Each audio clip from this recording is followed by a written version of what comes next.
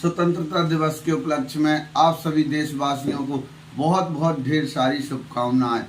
भगवान परमपिता परमेश्वर बड़े देव आप सबके जीवन में खुशियां लाए। जय हिंद।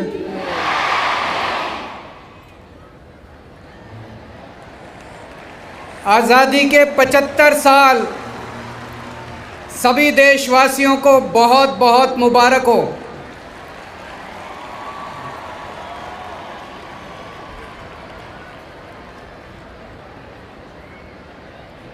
मैं देख रहा हूं पिछले कुछ दिनों से किस तरह से देश भर के अंदर जबरदस्त उल्लास है, खुशी है, हर्ष है। चारों तरफ लोग अपने अपने तरीके से आज़ादी के 75 साल मना रहे हैं। हवाओं में देशभक्ति है, फिजाओं में देशभक्ति है, चारों तरफ देशभक्ति का जुनून है। ये समय है उन शहीदों को याद करने का, उन लोगों को याद करने का जिन्होंने देश को आज़ाद कराने के लिए अपनी जान न्यौछावर कर दी। ये समय उन लोगों को याद करने का जिन्होंने कठोर संघर्ष करके, जबरदस्त यातनाएं बर्दाश्त करके हमारे देश को आज़ाद कराया। बाबा साहब अम्बेडकर, भगत सिंह, जवाहरलाल नेहरू, सरदार पटेल, महात्मा गांधी, अशफाकुल्ला खान, कितने नाम है, कितने नाम है, चंद्रशेखर आज़ाद, और इतने सारे लोग ऐसे हैं जिनके बारे में हम जानते भी नहीं हैं। उस वक्त कोने कोने में, देश के कोने कोने में आज़ादी की आग लगी हुई थी। लोग खुशी खुशी अपनी जान दे देते थे देश को आज़ाद कराने के लिए। आज मैं इस मंच से आज़ादी के 75 साल के उपलक्ष्य में उन सभी स्वतंत्रता सेनानियों को याद करता हूं और उन्हें पूरे सादर के साथ नमन करता हूं। मैं उन सब लोगों को भी याद करता हूं और उन सब लोगों को भी नमन करता हूं जिन्होंने आज़ादी के बाद पिछले 75 साल में देश को आगे बढ़ाने के लिए, देश के विकास के लिए, देश की तरक्की के लिए खूब संघर्ष किया और खूब मेहनत की है।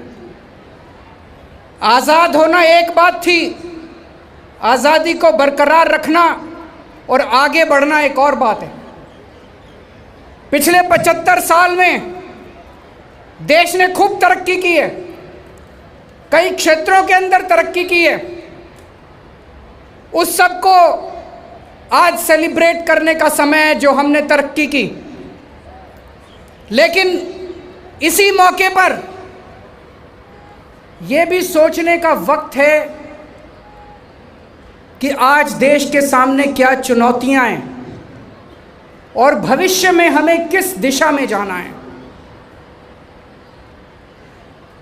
75 साल किसी भी देश के जीवन में कोई बहुत बड़ा समय नहीं होता, लेकिन बहुत कम समय भी नहीं होता। 75 साल काफ़ी होते हैं। आज इस 75 साल के उपलक्ष्य में, आज़ादी के 75 साल के उपलक्ष्य में कई लोग प्रश्न पूछ रहे हैं, मन में प्रश्न आ रहा है। हम 75 साल पहले आज़ाद हुए, इन 75 सालों में कई और देश हमारे बाद आज़ाद हुए, वो हमसे आगे क्यों निकल गए? जैसे सिंगापुर, हमसे 15 साल बाद आज़ाद हुआ सिंगापुर, 15 साल बाद हमसे आगे क्यों निकल गया? जापान, सेकेंड वर्ल्ड वॉर में, द्वितीय विश्व युद्ध में जापान पूरी तरह से ध्वस्त हो गया था, नेस्तनाबूद हो गया था। हिरोशिमा और नागासाकी के ऊपर न्यूक्लियर बॉम्ब डाले गए थे। पूरी तरह से बर्बाद हो गया था, उसके बावजूद जापान आज हमसे आगे क्यों निकल गया? जर्मनी, सेकेंड वर्ल्ड वॉर में जर्मनी खत्म हो गया था, हिटलर के बाद जर्मनी खत्म हो गया था, आज जर्मनी हमसे आगे क्यों निकल गया? हमारे में कोई कमी थोड़ी है, हम किसी से कम थोड़ी हैं, भारत के लोग किसी से कम थोड़ी हैं। भारत के लोग दुनिया के सबसे इंटेलिजेंट लोग हैं।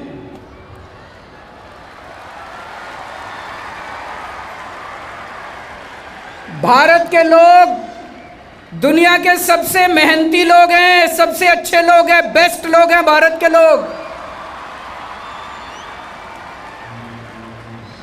फिर हम पीछे क्यों रह गए? फिर भारत पीछे क्यों रह गया? भगवान ने हमें सब कुछ दिया है।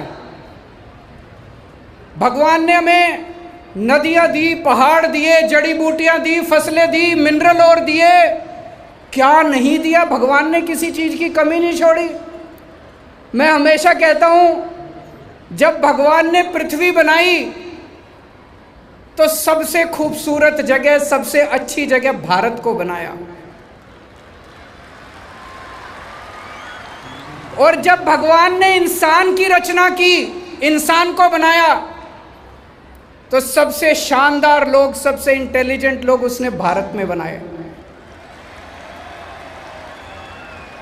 फिर भारत पीछे क्यों रह गया? सोचने की बात है। मैंने इस पे काफी स्टडी किया, मैंने इस पे काफी अध्ययन किया। देश के जितने अमीर देश हैं, America, England, Sweden, Norway, Denmark, Japan, France, Italy, Canada, जितने अमीर देश हैं, हमें अमीर बनना है कि नहीं बनना? भारत को अमीर बनना है कि नहीं बनना? पक्की बात। ये जितने अमीर देश हैं दुनिया के, ये अमीर क्यों बने? इन्होंने कई सारे काम किए, बहुत सारे काम किए, अलग अलग क्षेत्रों में काम किए, लेकिन इन सारे देशों ने, हर देश ने दो काम जरूर किए। दो काम जरूर किए, उसके बिना कोई देश अमीर नहीं बन सकता। पहला काम, हर अमीर देश ने अपने बच्चों की पढ़ाई का अच्छा इंतजाम करा, बच्चों की शिक्षा का अच्छा इंतजाम करा। मैंने सारे देशों को स्टडी किया, जितने अमीर देश हैं, मेरे को एक भी ऐसा देश नहीं मिला, अमीर देश, एक भी ऐसा अमीर देश नहीं मिला जिसमें पढ़ाई खराब हो बच्चों की, जो अपने बच्चों की पढ़ाई पे ध्यान नहीं देता। तो एक बात तो ये है, अगर भारत को अमीर बनना है तो अपने सारे बच्चों की अच्छी पढ़ाई का इंतजाम करना पड़ेगा कि नहीं करना पड़ेगा? हमें अपने बच्चों की अच्छी शानदार पढ़ाई का इंतजाम करना पड़ेगा, सबको अच्छी शिक्षा देनी पड़ेगी, चाहे अमीर का बच्चा हो चाहे गरीब का बच्चा हो। और दूसरी चीज मैंने देखी, ये जितने अमीर देश हैं,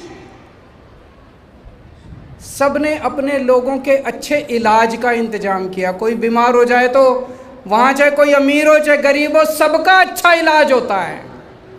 अच्छे इलाज का इंतजाम किया। तो हेल्थ और एजुकेशन, इन दो चीज़ों का इंतजाम किया। जब भारत माँ का हर बच्चा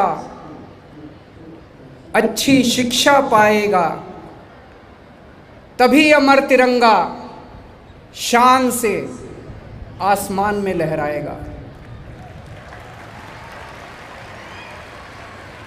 जब भारत माँ के हर बंदे को अच्छा इलाज मिल पाएगा,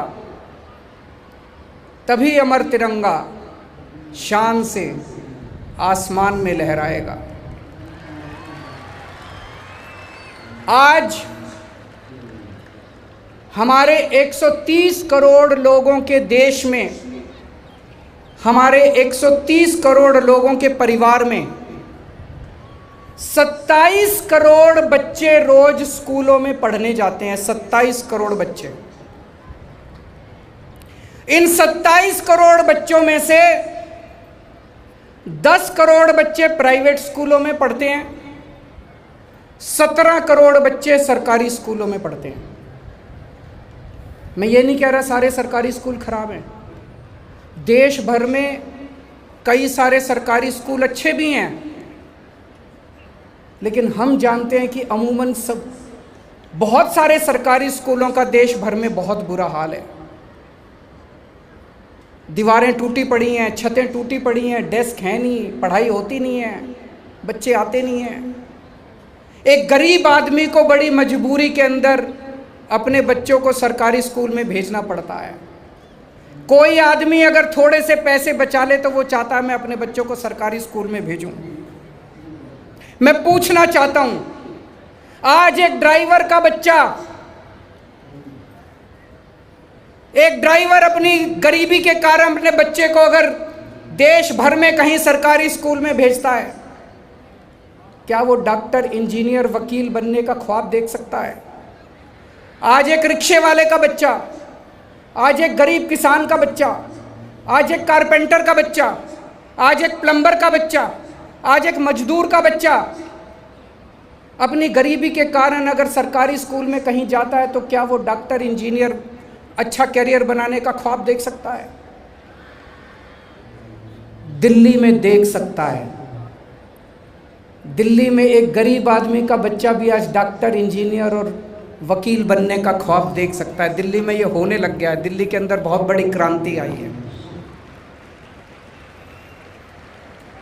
मैं आपको 2 उदाहरण देता हूं। कुशाल गर्ग 12वीं क्लास का बच्चा है हमारा दिल्ली का। उसके पिताजी कारपेंटर हैं, मुश्किल से 10-12 हजार रुपए महीना कमाते हैं। आज से 6-7 साल पहले कुशाल गर्ग बताता है कि मैं सोच भी नहीं सकता था, दिल्ली के सरकारी स्कूलों की भी पहले बहुत बुरी हालत थी, मैं सोच भी नहीं सकता था कि मैं कुछ बनूंगा। आज 12वीं के बाद कुशाल गर्ग का एडमिशन ऑल इंडिया मेडिकल में हुआ है। डॉक्टर बनने के लिए ऑल इंडिया मेडिकल में बड़े बड़ों के एडमिशन नहीं होते। कारपेंटर के लड़के का, कुशाल गर्ग का admission all India institute of medical sciences के अंदर उसका एडमिशन हुआ है। बहुत बड़ी बात है। अब सोच के देखो, उसके पिताजी 10-12 हजार रुपए महीना कमाते हैं। अब वो लड़का डॉक्टर बनने के बाद कम से कम 3-4 लाख रुपए महीना कमाया करेगा, अपने परिवार की गरीबी दूर करेगा, देश का नाम रोशन करेगा, देश को आगे लेके जाएगा। एक और बच्चा है सोमवित गौर, उसके पिताजी प्लम्बर का काम करते हैं। प्लम्बर का काम मुश्किल से 8-10 हजार रुपए महीना कमाते हैं। आज से 5-7 साल पहले सोमवित भी कभी सपने में नहीं सोच सकता था कि मैं इंजीनियर, डॉक्टर बनूंगा। आज सोमवित का एडमिशन IIT में कंप्यूटर इंजीनियरिंग में हुआ है। IIT मंडी में कंप्यूटर इंजीनियरिंग के अंदर उसका एडमिशन हुआ है। सोच के देखो कितनी बड़ी बात है। उसके पिताजी एक प्लम्बर हैं, 8-10 हजार कमाते हैं। अब वो कंप्यूटर इंजीनियर बनने के बाद कम से कम 3-4 लाख रुपए महीने की तनख्वाह पाएगा। संबित अपने परिवार की गरीबी दूर करेगा, देश का विकास करेगा, देश का नाम रोशन करेगा। और ये कोई 1-2 नाम नहीं है, मैंने तो वैसे ही उदाहरण दिए हैं। दिल्ली सरकार के सरकारी स्कूलों में पढ़ने वाले एक बच्चा अब बहुत शानदार करियर लेके बाहर निकल रहा है। दोस्तों, पहले दिल्ली में भी बहुत बुरा हाल था। दिल्ली के सरकारी स्कूल, जब हमारी 2015 में सरकार बनी दिल्ली में, सरकारी स्कूलों का बहुत बुरा हाल था। दिल्ली में छतें गिर रही थी, पीने का पानी नहीं था, टॉयलेट से बदबू आती थी, सारे गंदगी थी, डेस्क भी नहीं थे, नीचे दरियों पे बैठते थे बच्चे, पढ़ाई नहीं होती थी।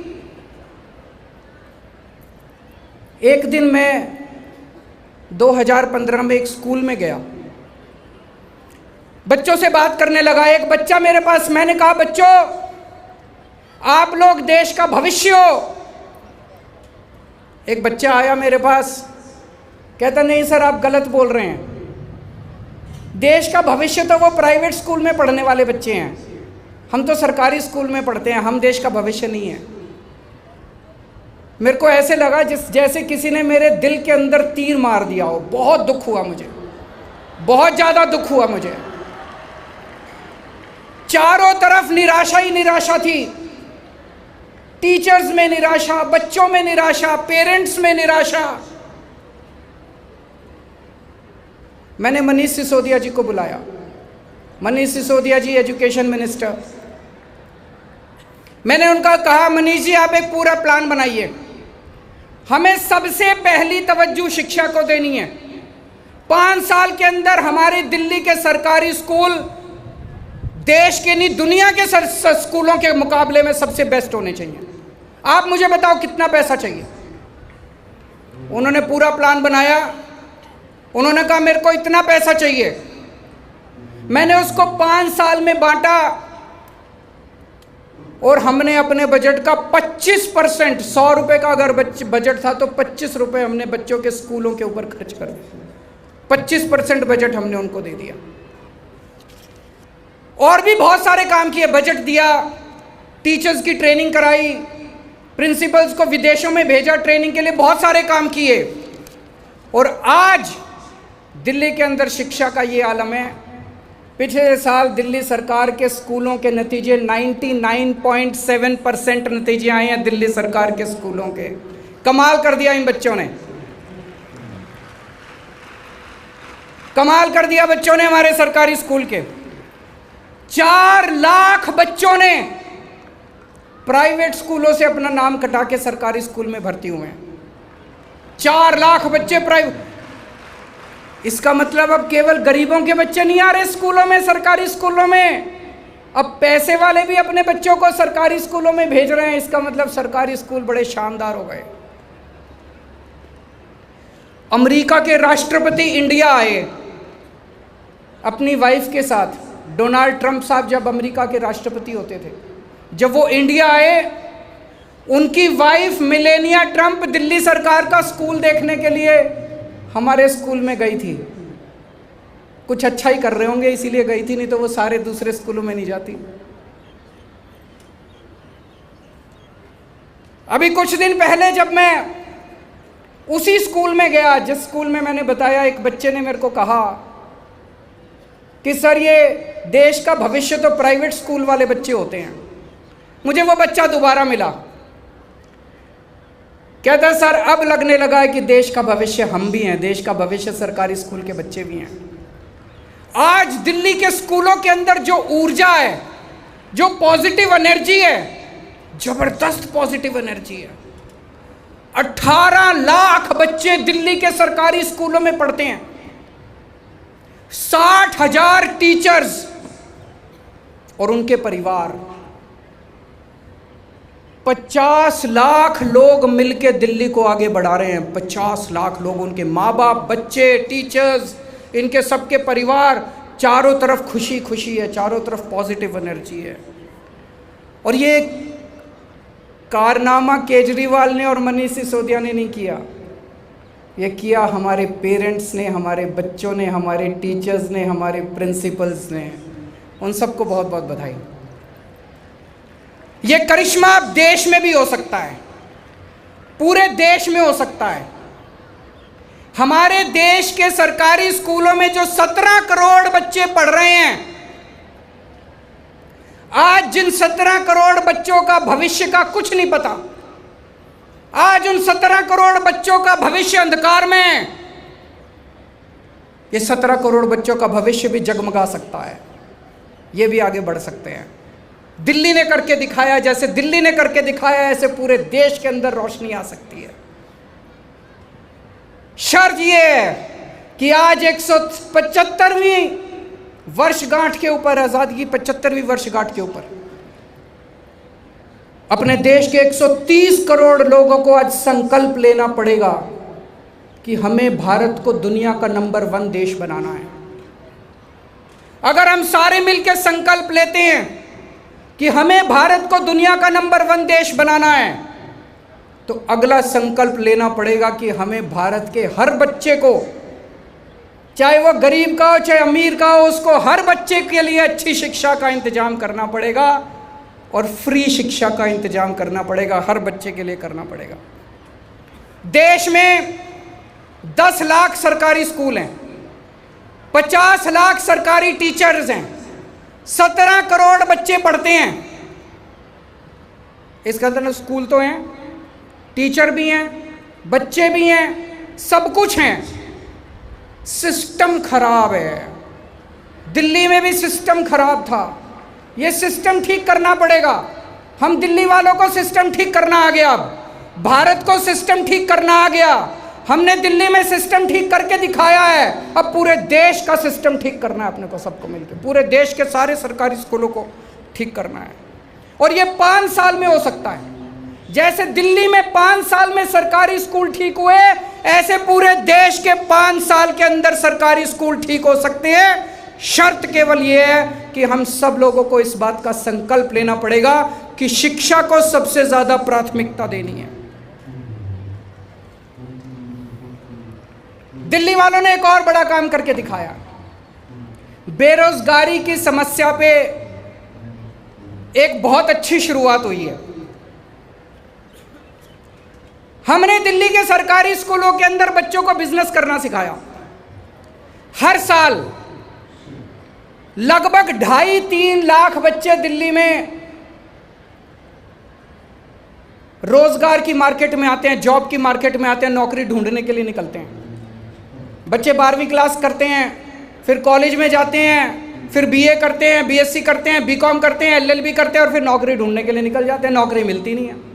पढ़े लिखे बेरोजगारों की संख्या रोज बढ़ती जा रही है, बढ़ती जा रही है, बढ़ती जा रही है।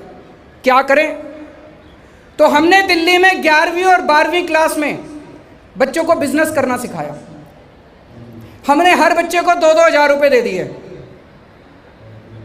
हमने बच्चों को कहा ये 2-2 हज़ार रुपये लो और कुछ बिजनेस करने की सोचो। आप लोगों को एक बार तो लगेगा, शुरू में तो मेरे को भी लगा था जब ये आइडिया आया, आपको लगेगा यार क्या 2 हज़ार रुपये में कौन सा बिजनेस होता है। लेकिन उसमें बच्चे पार्टनर बनते हैं। 4 बच्चे इकट्ठे हो गए, 8 हज़ार रुपये, 8 हज़ार रुपये का कोई बिजनेस करते हैं। 10 बच्चे इकट्ठे हो गए, 20 हज़ार रुपये हो गए, 20 हज़ार रुपये का कोई बिजनेस करते हैं।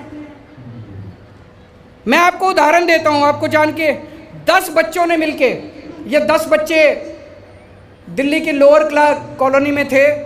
उन्होंने देखा हमारी कॉलोनी के अंदर, हमारे मार्केट में चोरियां बहुत हो रही हैं, दुकानों में चोरियां बहुत हो रही हैं। इन 10 बच्चों ने मिलकर अपनी टीम बनाई और इन्होंने अपनी कंपनी का नाम, इन्होंने कंपनी भी खोल ली। बच्चों ने कंपनी का नाम लिखा डिजिटल सुरक्षा। 10 बच्चों की 20 हज़ार रुपये हो गए। इन 20 हज़ार रुपये से इन बच्चों ने एक अलार्म बनाया कि अगर कोई भी दुकान वाला अपने शटर पे वो अलार्म लगा दे, कोई चोर आएगा, जैसे वो शटर खोलेगा वैसे